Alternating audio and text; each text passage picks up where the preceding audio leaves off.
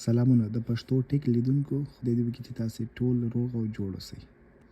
نن درته په دې ویډیو کې د ټیک ټاک نه د ویډیو د راډاونلوډو طریقه درښیم چې څرنګه ته کولی شئ تاسې د ټیک ټاک ویډیو بغیر له واټر مارکه خپل موبایل ته راډاونلوډ کړئ. ډیره زیاته اسانه طریقه ده، نو هیله ده چې د ویډیو تر پایه زموږ ملتیا وکړئ او دغه طریقه زده کړئ. نو چې کله هم تاسې ویډیو راډاونلوډوئ، هر هغه ویډیو چې تاسې د ټیک ټاک نه راډاونلوډوئ، دا ویډیو لاندې دلته کې د شیر بټن یې لیکلې ده، دغه ایکن تاسو ته ښکاري، دا باندې به کلیک وکړئ. زه غواړم دغه ویډیو راډاونلوډ کړم، نو دلته کې تاسو ته ښکاري کاپي لینک یې لیکلی دی. که دلته کې دې ځای کې تاسو ته نه ښکاري، تاسو کولی شئ خپل موبایل دې طرف ته سویپ کړئ او دلته کې ادر یا دلته کې مور بټن یې لیکلی، دغه درې ټکې علامه یې ده، په دغه باندې به کلیک وکړئ. کله چې هم دلته کلیک وکړئ، نو دلته کې تاسې دلته کاپي لینک درکوي، نو تاسې کولی شئ دغه ځای نه دا ویډیو کاپي کړئ، لینک یې کاپي کړئ او بیرته له دې ځای نه ووځئ.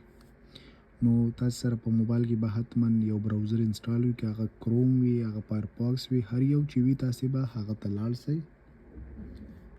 زه ځم براوزر ته، نو دلته تاسو ته ښکاري دغه ویب سایټ به ولیکئ په خپل براوزر کې snaptik.app. دغه ویب سایټ ته به لاړ شئ او دلته کې به خپل هغه ویډیو چې تاسو راډاونلوډ کولی هغه به لینک به پیسټ کړئ. دغه ویډیو لینک ما پیسټ کړو او په دغه ډاونلوډ باندې مې کلیک وکړو. دا هم یو څو سیکنډه وخت اخلي تر څو دغه ویډیو د ډاونلوډولو تاسو ته دغه درکړي. نو دا تاسو ته ښکاري دا اولنی چې ډاونلوډ لیکلی دی او د ډاونلوډ سرور ټونه، دغه دوه طریقو نه تاسو کولی شئ راډاونلوډ کړئ. دغه لاندې چې کوم دغه اپلیکیشن دی، تاسې کولی شئ د دې ویب سایټ اپلیکیشن هم په خپل موبایل کې انسټال کړئ، خو حتما دغه اپلیکیشن یا په پلی سټور باندې کار د انډراید موبایل کې کار کوي، په آیفون کې کار نه کوي.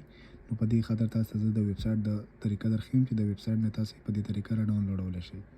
نو دغه ډاونلوډ باندې چې کله هم تاسې کلیک وکړئ، نو دلته کې ډایرکټ ستاسې موبایل ته دغه ویډیو راډاونلوډول سټارټ شي.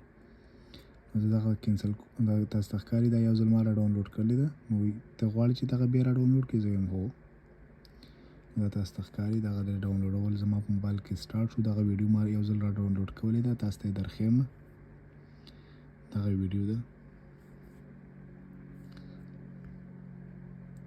دا تاسو ته ښکاري بغیر له واټر مارکه دغه ویډیو زما موبایل ته راډاونلوډ شوې ده. تاسې کولی شئ له دغه ځای نه خپل موبایل ګیلري کې وګورئ او نور چې هره استفاده تاسې کوئ، تاسې کولی شئ له دغه نه خپل استفادې وړ استفاده اوچته کړئ.